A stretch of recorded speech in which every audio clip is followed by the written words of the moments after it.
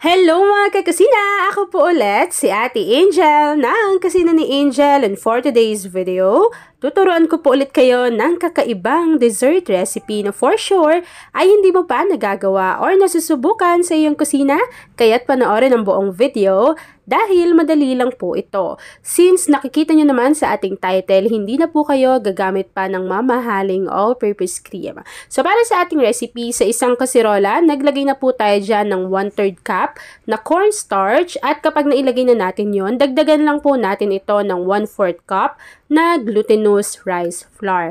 And then, siguraduhin ninyo na paghahaluin nyo po muna ito ng maigi para mag-combine sila bago maglalagay na po tayo dito ng evaporated milk.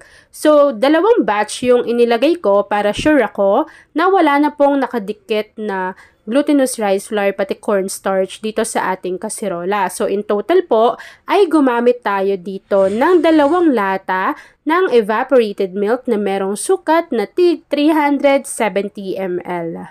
After adding ng ating evaporated milk, naglagay na rin po tayo dito ng 1 can or 390 grams ng condensed milk at pinch of salt para po maging balanse yung lasa ng ating gagawing na dessert. And yes mga kakusina, after adding ng ating salt, maglagay lang din po tayo dito ng 2 sachet nitong Milo kasi ito po yung gagawin nating flavor para sa ating dessert today. And kapag nailagay nyo na yung 2 piraso nitong Milo, maglalagay lang din po tayo dito at least half teaspoon ng vanilla essence or vanilla extract at hahaluin na po natin ito ng maigi para matunaw na din yung Milo na inilagay natin. And yes mga kakusina, lulutuin po natin ito over medium to low heat para sure tayo na hindi rin hilaw yung inilagay nating mga flour. Yan. So habang hinahalo natin to mga kakusina at niluluto po natin yan sa mahinang apoy, please don't forget to like and follow yung ating Facebook page, Kusina ni Angel. Kung meron ka ring Instagram, paki-follow na rin ako doon, Kusina ni Angel.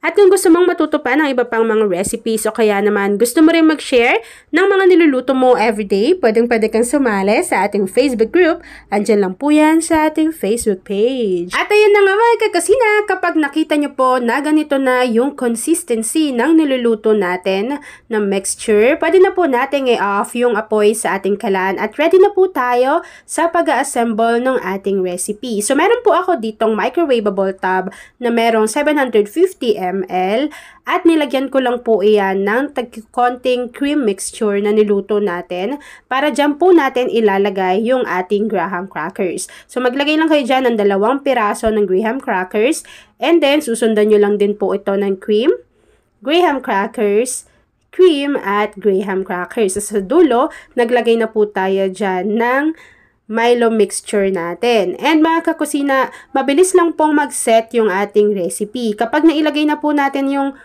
mga niluto natin cream, pati yung graham crackers dito sa ating microwavable tub, iset aside lang po natin to. Hintayin natin tong mag-firm. And then after po nun, kapag nag-firm na yan, lalagyan lang natin ito or magdadust lang tayo ng cacao or cocoa powder sa ibabaw bago ipapakita ko na sa inyo kung ano yung natapos nating easy dessert recipe.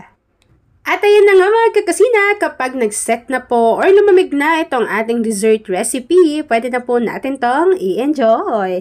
At ayun na mga kakusina, tapos na naman po ang ating easy and creamy na Milo Graham Float na walang all-purpose cream. Kung nagustuhan mo yung ating video, please like and share this video. At kung hindi ka pa nakakapag-subscribe sa aking YouTube channel na Kusina ni Angel, please click subscribe button, click mo na yung notification bell, click all para lagi kang updated sa bawat ina-upload kong mga videos. Yan lang mga kakasina. Thanks for watching and enjoy this video.